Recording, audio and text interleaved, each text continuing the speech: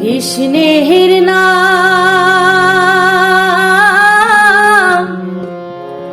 করনে কে আর শুনাবে। নদিয়ার পথে পথে হরি নাম নিয়ে মুখে চলো মন গৌড় দেশে যাব আমি কৃষ্ণ নামে। কৃষ্ণ কথা ভেবে ভেবে তুই ফেলে রে আখি জল। কোচবিহার জেলার মেখলিগঞ্জ ব্লকের জামালদহের কিশোর সংঘ ক্লাব ও পাঠাগারের উদ্যোগে 3 দিনব্যাপী সাংস্কৃতিক বিচিত্রা এবং ক্রীড়া অনুষ্ঠানের আয়োজন করা হয়েছে।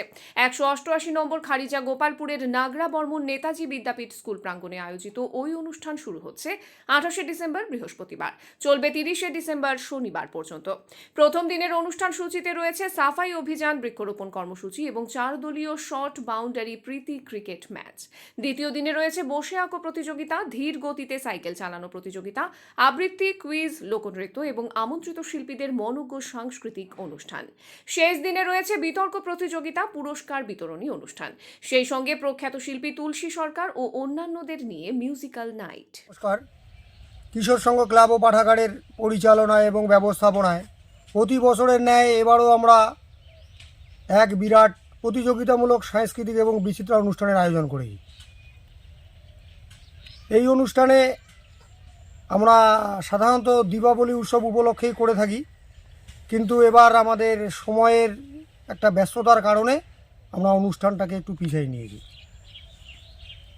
কি রয়েছে অনুষ্ঠান সূচিতে? অনুষ্ঠান মূলত হবে আমাদের 28, 29, 30 ডিসেম্বর, বাংলা 11, 12, 13 পৌষ।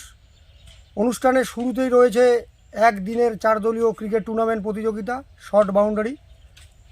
তারপরে দিন রয়েছে আমাদের অঙ্কন, কবিতা আবৃত্তি, লোকনৃত্য প্রতিযোগিতা এবং আমন্ত্রিত শিল্পীর সমন্বয়ে মনোজ্ঞ সঙ্গীতা অনুষ্ঠান। সব শেষের দিনে রয়েছে সুদূর আসাম থেকে আগত শিল্পী সমন্বয় গোষ্ঠী, তার মধ্যে রয়েছে তুলসী সরকার, ঝুমা মজুমদার, লাবণী বর্মন ও আরও অনেকে। অনুষ্ঠানটি কোথায় হচ্ছে? 188 খারিজা গোপালপুর, নাগরা বর্মন নেতাজি বিদ্যাপীঠ স্কুলের পাশে।